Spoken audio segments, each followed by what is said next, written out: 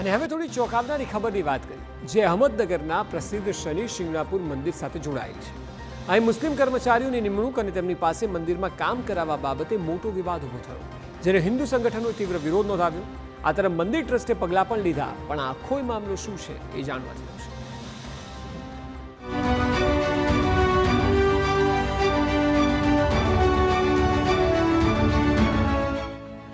અહેમદનગર જિલ્લામાં આવેલું સુપ્રસિદ્ધ શનિ શિંગણાપુર મંદિર. આ મંદિરની ખ્યાતિ વિશે તો તમે જાણો જ છો ને. તમારામાંથી ઘણાએ એની મુલાકાત લીધી હશે, ક્યાં તો તેના વિશે સાંભળ્યું હશે, પરંતુ આ વખતે વિવાદમાં આવ્યું છે. કારણ એ છે કે હિન્દુઓની આસ્થાનું પ્રતીક એવા આ મંદિરમાં મુસ્લિમ કર્મચારીઓ દ્વારા કામકાજ કરવામાં આવતું હોવાની વાતે વિવાદ સર્જ્યો છે. બન્યું એવું કે 21 મે 2005ના રોજ મંદિરના પવિત્ર ચબૂતરા પર મુસ્લિમ કારીગરોએ ગ્રીલ બનાવવાનું કામ શરૂ કર્યું, જેના પર હિન્દુ સંગઠનોએ મંદિરની પવિત્રતા અને સાત્વિકતા પર સવાલ પૂછ્યા.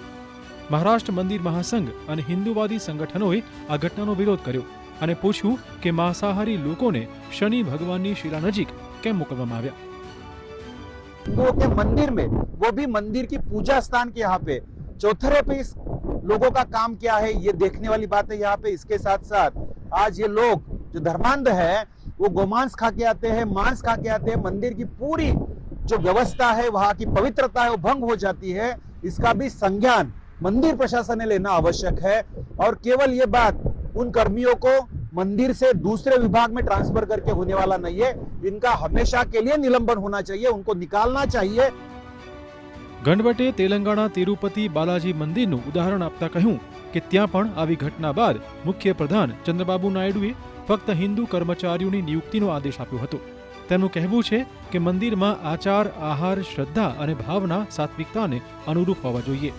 હવે આ વિવાદ પર શનિ શિંગણાપુર દેવસ્થાન ટ્રસ્ટે પણ પોતાનો પક્ષ મૂક્યો છે.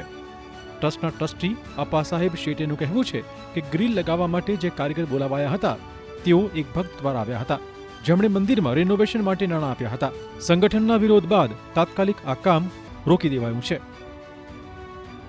परंतु इथं स्थानिक थोडा विरोध झाल्याबरोबर आम्ही देवस्थानी ते काम थांबवलेलं आहे.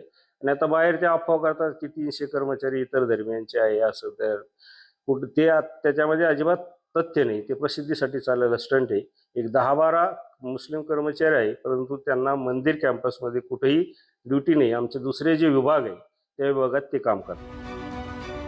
આ વિવાદે શનિ શિંગણાપુર મંદિરની ધાર્મિક અને સાંસ્કૃતિક પરંપરાઓ પર નવી ચર્ચા શરૂ કરી છે. ત્યારે હવે આગામી દિવસોમાં શું નવા વળાંક આવે છે તે જોવું રહ્યું. Bureau report TV9.